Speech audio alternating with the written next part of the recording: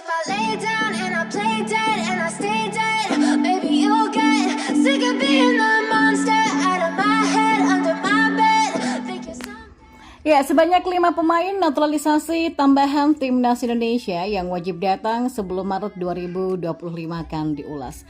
Ya, Timnas Indonesia masih berpeluang besar untuk lolos ke Piala Dunia 2026 lewat jalur runner-up Grup C. Sebab sampai matchday keempat Grup C, Timnas Indonesia yang menempati posisi 5 dengan 3 angka hanya terpaut 2 poin dari Australia di tempat kedua atau batas akhir tim yang lolos ke Piala Dunia 2026.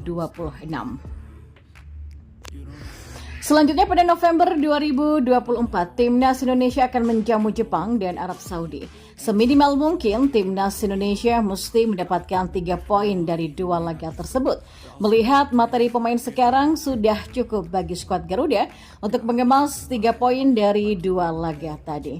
Barulah pada Maret 2025, personal Timnas Indonesia diharapkan jauh lebih mentereng ketimbang sekarang. Pada Maret 2025, tandang versus Australia dan kandang versus Bahrain. Dan Juni 2025, kandang versus China dan tandang versus Jepang. Timnas Indonesia total melakoni 4 pertandingan. Dari 4 pertandingan itu, skuad Garuda bisa membidik 9 angka. Dan kalau ditotal dengan raihan poin di November 2024 dan saat ini, koleksi 15 angka diraup Timnas Indonesia. Hasil itu disinyalir sudah meloloskan Timnas Indonesia ke Piala Dunia 2026. Dan inilah 5 pemain naturalisasi tambahan Timnas Indonesia yang wajib datang sebelum Maret. Yang kelima ada Jero Ritwood dari Royal Antwerp. Ya, Tom Heye belum punya tandem ideal di lini tengah. Ivar Jenner dan Nathan Chow terlalu muda untuk diandalkan sebagai tandem Tom Heye. Pengalaman Jero Ritwood mengawal lini tengah Crystal Palace akan sangat dibutuhkan Timnas Indonesia yang memburu tiket Piala Dunia 2026. Yang keempat, ada Pascal Struijk dari Leeds United. Ya, kehadiran Pascal Struijk sangat dibutuhkan Timnas Indonesia. Dalam pola 3-4-3 racikan Sinteyong, Pascal Struijk dapat membentuk trio kukuh bersama Maes Hilgers dan Jay Irsay. Saat ini bek tengah sebelah kiri merupakan salah satu titik lemah Timnas Indonesia. Kelvin Verdong lebih cocok diperankan sebagai wing back kiri ketimbang bek tengah sebelah kiri. Yang ketiga, ada Mauro Zilstra dari FC Volendam U21.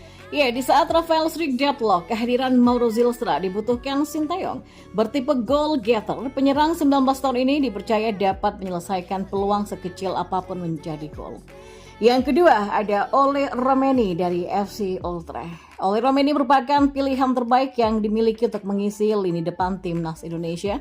Selain fasih diandalkan sebagai goal getter, Ole dikenal sebagai winger kanan dan lincah. Berkat bantuan Ole, sang klub FC Utrecht berada di jalur juara Liga 1 Belanda 2024-2025 hingga pekan ke-8 FC Utrecht duduk di posisi 2 dengan 19 angka.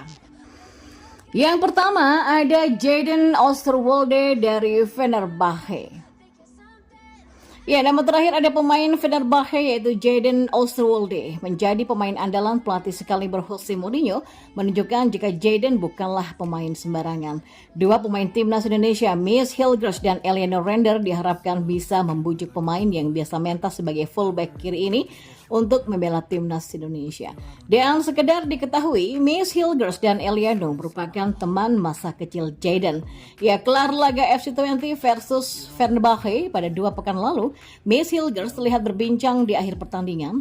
Nah, apakah ini pertanda jika Jadon akan segera bergabung dengan Timnas Indonesia?